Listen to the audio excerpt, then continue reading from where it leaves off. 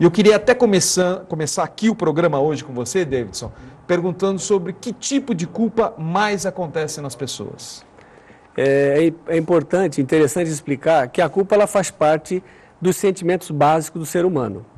Então, nós, seres humanos, podemos sentir 6 sentimentos, que é a raiva, o medo, a tristeza, o amor, a alegria e a culpa.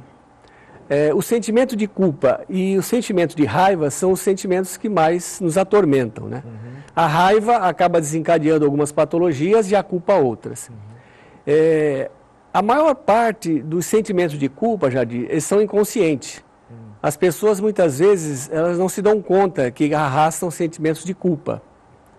Uma pesquisa que foi realizada no Canadá, encomendada pelo governo do Canadá, do qual participaram muitos profissionais da área da saúde, acabaram revelando que 60% das pessoas sofrem de depressão e 30% sofrem de ansiedade.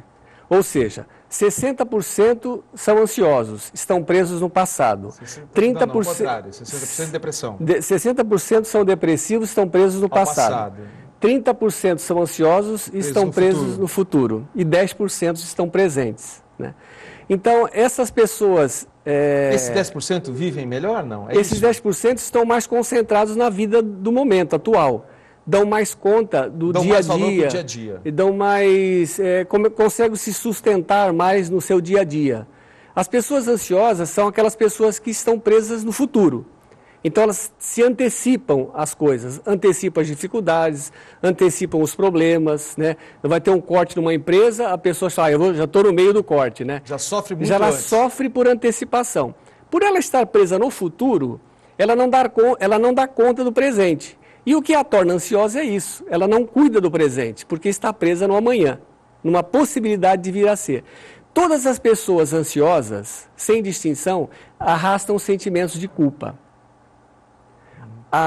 O sentimento de culpa é a que acaba provocando os que a gente chama os distúrbios de ansiedade generalizada. A ansiedade generalizada, ela não é uma patologia, como o próprio nome diz, é um distúrbio. Os sentimentos de culpa que se desencadeia nos distúrbios de ansiedade, a maior parte são inconscientes. Por que são inconscientes? Porque esses sentimentos de culpa, eles estão presos a situações vividas em outras vidas no passado. Porque para muitas pessoas, se você disser para ela assim, essa ansiedade sua é desencadeada por sentimento de culpa. Ela vai dizer assim, mas culpa por quê? Não me lembro de ter feito nada de mal para ninguém, não me lembro de ter feito nenhuma coisa errada que me provoque esse sentimento de culpa.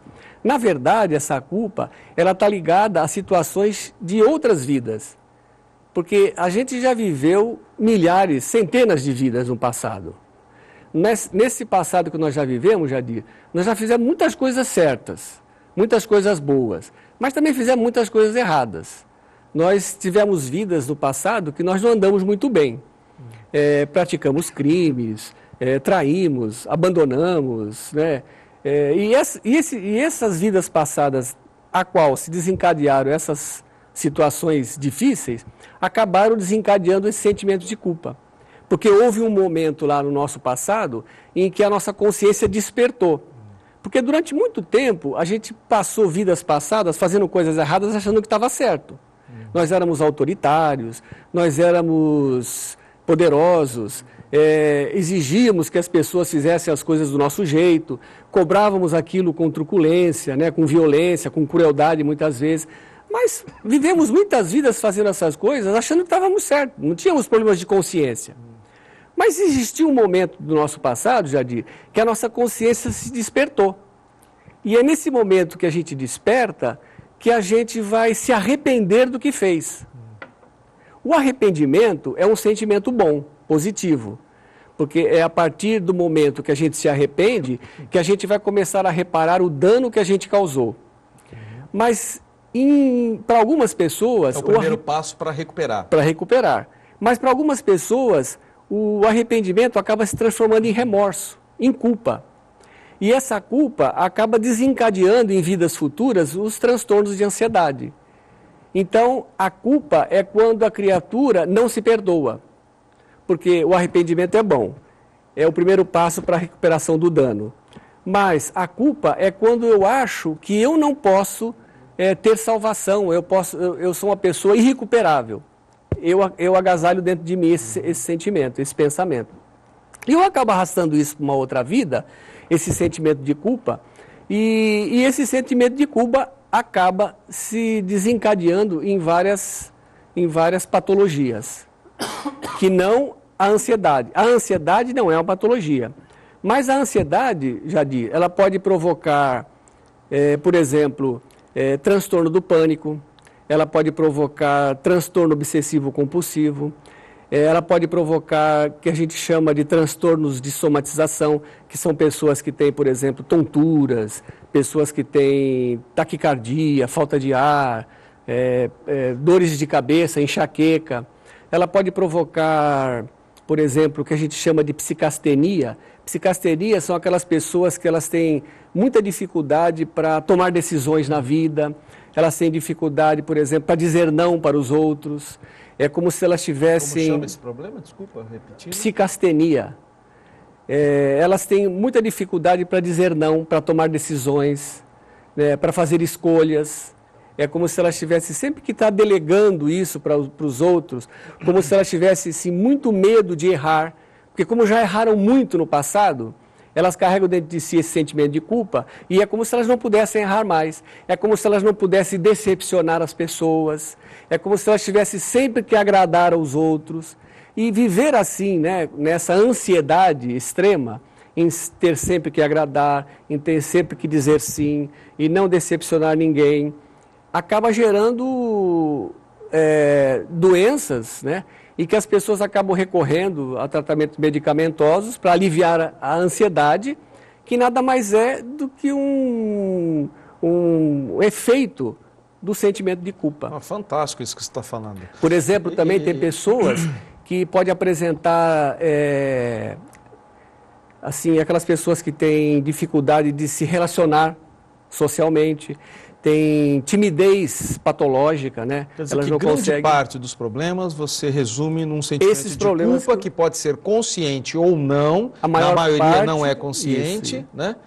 E quantas, eu vejo que você gosta de trabalhar mais ou menos com porcentagem, do que depende de perdão, por exemplo, né? Porque às vezes a pessoa carrega uma culpa por às vezes não conseguir perdoar alguém, né? E esse perdão seria... Muitas vezes seria você se livrar dessa culpa? O perdão, ele está relacionado diretamente à culpa. Mas não que a pessoa precise perdoar alguém. Ela precisa perdoar primeiro a si própria. Mesma. Exatamente. Ela precisa primeiro perdoar a si, porque ela não se perdoa. Davidson, eu acho que tudo que você narrou, uma quantidade de situações que eu acho que muitos telespectadores ou se reconheceu ou reconheceu alguém.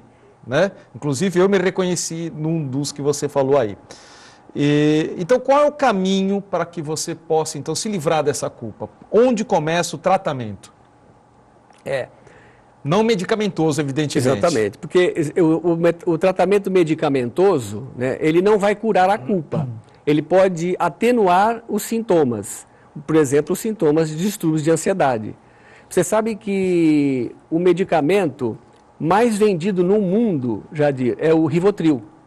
Ele só perde para o anticoncepcional. O Rivotril, a clonazepam, ele é indicado para distúrbios de ansiedade. E foi o remédio, inclusive, mais vendido no Brasil em 2009.